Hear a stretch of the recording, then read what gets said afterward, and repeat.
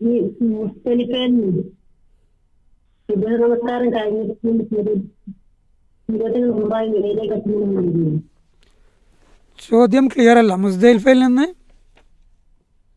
സുബഹി നമസ്കാരം കഴിഞ്ഞ് സൂര്യോദയം ആ അറഫയിലേക്ക് പോകുന്ന ദിവസമാണ് ഉദ്ദേശിച്ചത്. പറയുന്നത്. അപ്പൊ അതിന്റെ മുമ്പ് പോയാൽ എന്തെങ്കിലും പ്രശ്നമുണ്ടോ? അറഫ നമസ്കാരത്തിന് മുമ്പ് അറഫ കഴിഞ്ഞ് വരുന്ന അവസരം. അറഫ കഴിഞ്ഞ് ആ മുസ്തലിഫ. ഓക്കെ ഓക്കെ ശരി. ദുൽഹജ്ജ് 9 അന്ന്, അത് അറഫ ദിവസമാണല്ലോ. ദുൽഹജ്ജ് 9 അന്ന് ളുഹറോട് കൂടി സവാലിന് ശേഷം അറഫയിൽ പ്രവേശിക്കുന്നു. അറഫയുടെ ബൗണ്ടറി പരിധിക്കുള്ളിലാണ് നിൽക്കേണ്ടത്. പിന്നീട് അറഫയിൽ നിന്ന് പുറപ്പെടുന്നത് ദുൽഹജ്ജ് 9 അന്ന് മഗ്രിബ് ശേഷമാണ്, മഗ്രിബിന് ശേഷമാണ്. മഗ്രിബ് നമസ്കരിക്കാതെ തന്നെ ഉടനെ മുസ്ദലിഫയിലേക്ക് നീങ്ങുക. അവിടെ മുസ്ദലിഫയിൽ രാപ്പാർക്കുക. അവിടെ ചെയ്യാനുള്ള കർമ്മം എത്തിയ ശേഷം മഗ്രിബ് 3 റക്അത്തും ഇഷ 2 റക്അത്ത് കസ്റുമായി നമസ്കരിക്കുക, വിശ്രമിക്കുക എന്നുള്ളതാണ്. മുസ്ദലിഫയിൽ രാപ്പാർക്കുക എന്ന് പറഞ്ഞാൽ അതാണ് ഹജ്ജിൻ്റെ ഘടകങ്ങളിൽപ്പെട്ട ഒരു കാര്യം കൂടിയാണത്. പിന്നീട് അവിടെ നിന്ന് പുറപ്പെടേണ്ടത് സുബഹി നമസ്കാര ശേഷമാണ്.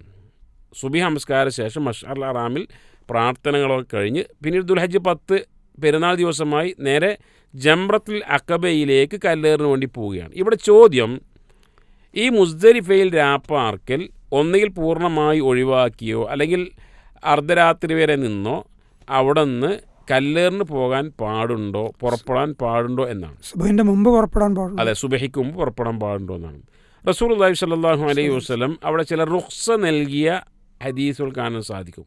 ഇളവ് നൽകിയ, ഇപ്പോൾ സ്ത്രീകൾക്കാകട്ടെ രോഗികൾക്കാകട്ടെ അങ്ങനെയുള്ള പ്രയാസമുള്ള ആളുകൾക്കാകട്ടെ അങ്ങനെയുള്ള ആളുകൾക്ക് സുബഹിക്ക് മുമ്പായി പുറപ്പെടുന്നതിന് കുഴപ്പമില്ല. എന്നാൽ അല്ലാത്ത ആളുകളെ സംബന്ധിച്ചിടത്തോളം അവർ മുസ്ദലിഫയിൽ പൂർണ്ണമായി രാപ്പാർത്ത് സുബഹിക്ക് ശേഷമാണ് അവർ മുസ്ദലിഫയിൽ നിന്നും മിനായിലേക്ക് ജംറത്തുൽ അഖബയിലേക്ക് ജംറ എറിയുവാൻ വേണ്ടി പോകേണ്ടത്. ഉത്തരം വ്യക്തമാണല്ലോ. അങ്ങനെ അല്ല, അങ്ങനെ ചെയ്തില്ലെങ്കിൽ പ്രശ്നമുണ്ടോ?